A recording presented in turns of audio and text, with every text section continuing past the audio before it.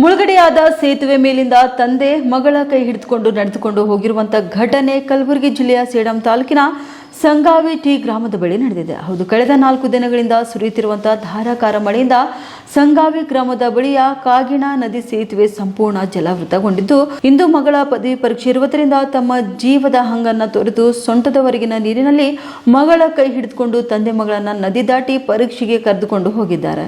ಇನ್ನು ಸಂಗಾವಿ ಟಿಯ ಭೀಮ್ಶಾ ಎಂಬುವರ ಮಗಳು ರಾಣಿ ಸೇಡಂ ಪರೀಕ್ಷಾ ಕೇಂದ್ರದಲ್ಲಿ ಪದವಿ ಪರೀಕ್ಷೆ ಬರೆಯುತ್ತಿದ್ದು, ಮಳೆಯಿಂದ ಸೇತುವೆ ಮುಳುಗಡೆಯಾಗಿತ್ತು. ಈ ವೇಳೆ ಬ್ಯಾಗ್ ಹೆಗಲಿಗೆ ಹಾಕೊಂಡು ಮಗಳ ಕೈ ಹಿಡಿದುಕೊಂಡು ಮುಳುಗಡೆಯಾದ ಸೇತುವೆ ದಾಟಿಸಿದ್ದಾರೆ.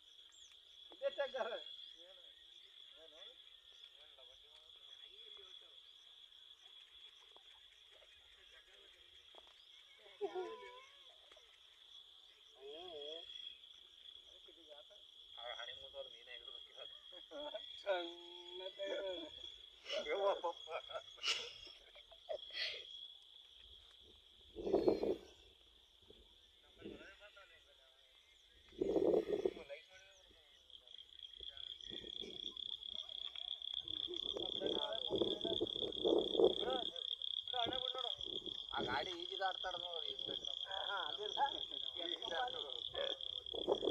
ಗಾಡಿ ಈಜಿ ದಾಟ್ಕೊಂಡು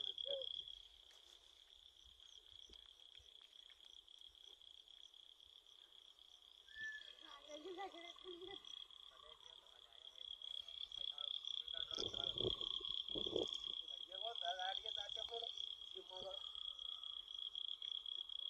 ನಡೀನ ನೀರ ಹೋಗಲ್ಲ ನಮ್ಮ ಮನೆ ಬಂದ್ರೆ ರೊಟ್ಟಿ ಕೊಟ್ಟು ಕಳ್ಸ ಅನ್ಕೊಂತ ಹೇಳ್ತಾರೆ.